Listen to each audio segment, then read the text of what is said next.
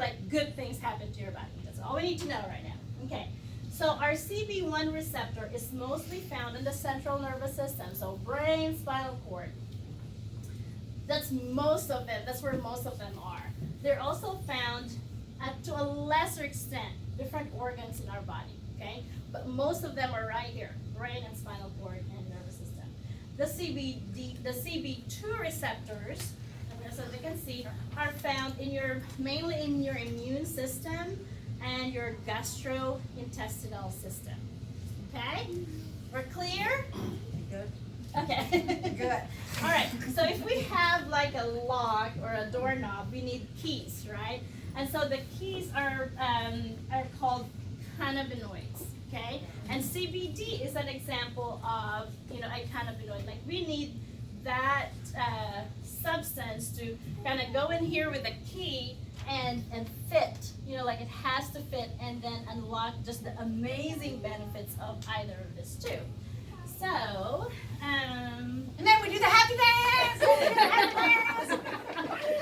All right, so there's, I'm telling you, I shouldn't have passed the tangerine, was it tangerine or orange? Tangerine. My goodness. All right, so there's 3 different types of cannabinoids. So the first one are the phytocannabinoids, and phyto means Plant.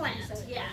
So all of those are the ones that come from plants. So it could be our essential oils, our cannabinoids. It could be your broccoli that you ate this morning, or cannabinoids.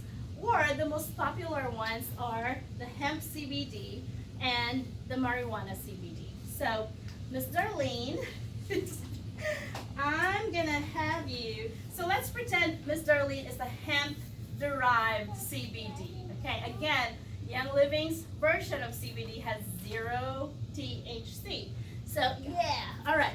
So the CBD, okay, so hemp, that's all it has is the CBD. The CBD will go in and find this, lock. So you have a key and find this lock, and it would actually just bind. It will snob this one. It will not touch the CB1. It will not fit. But it can open the CB2 receptors. That's all they do. And see what she does? Like once she's opens, like your body's so happy. Like all good things happen. So they're friends. CBD, hemp CBD would only stimulate CB2 receptors. Is that clear? Yes. Awesome. All right, so I'm gonna ask you to come back here to your seat. And then, well, no, stand first and Kelly come over here. So, oops, sorry. All right, so now here comes marijuana. If you take marijuana CBD, you're still working for me. All right, so marijuana now has CBD and THC. All of these are still cannabinoids, okay?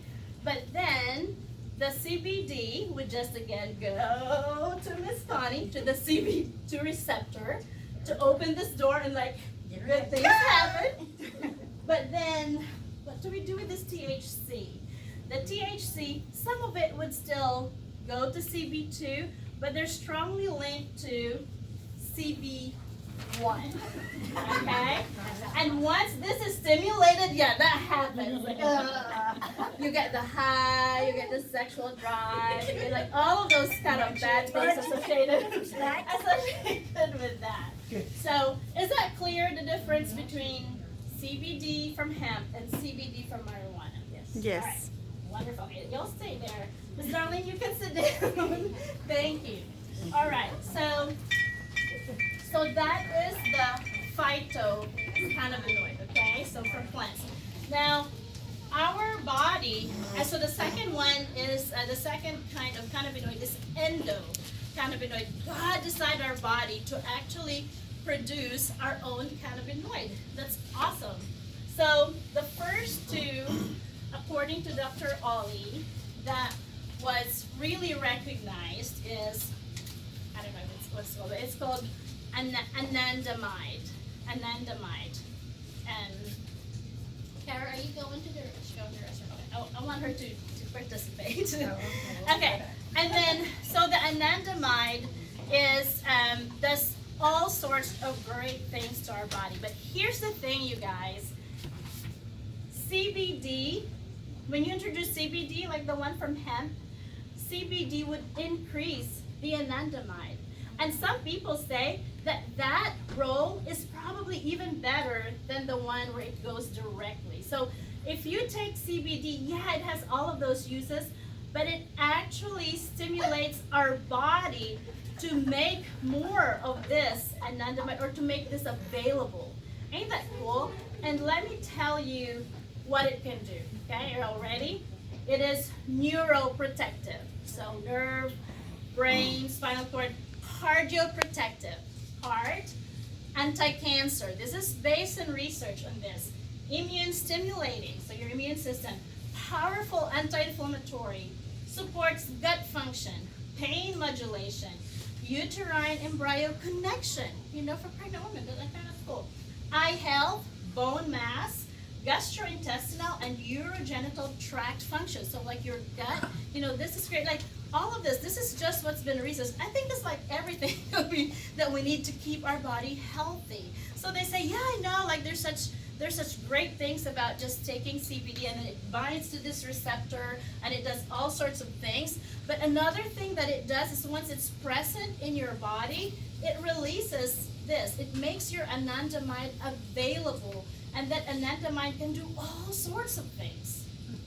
Ain't that cool? And that, like, I was typing this and I was like so emotional. I'm like, God, I thought like with the essential oils, there's just so much love for us, but look at this. Like there's it's amazing. There's so much more.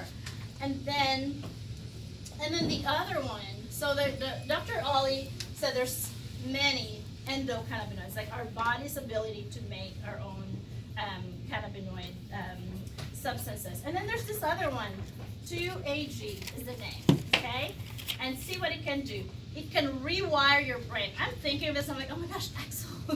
I always pray at night when I put frankincense on Axel's crown in his head. I would say, God, please rewire the necessary neural connections that need to be rewired to make Axel, you know, like speak better, to just really get his speech going. Rewiring your brain, creating new brain pathways. When you're learning, your body creates new brain pathways. Improved behavior response, regulation of anxiety. This is research. I'm not claiming all of this. I'm just telling you what Dr. Ollie said. Pain, stress modulation, fear response. That's a big thing for anxiety and PTSD. And social behavior, movement disorders. Wow, that's really cool. And they did a study for people who have neurological disorders, stroke, brain injury, Parkinson's disease, multiple sclerosis, that their 2AG is 170 times in the brain. And that made them the conclusion that this is what the body calls to help repair and support your brain when, you know, you have neurological conditions. I think that's so cool that we have that.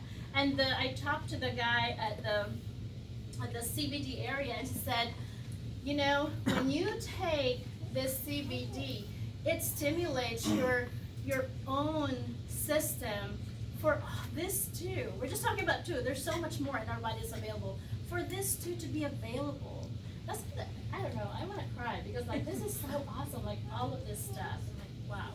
Okay, we're not done yet. Where's Kara? Kara, come here.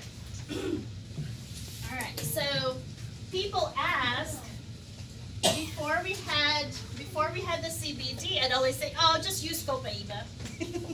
Just use Copaiba, you know, it kind of has the same thing. So why is that? Why did I say that? So remember earlier we talked about phytocannabinoids. Come here, girl.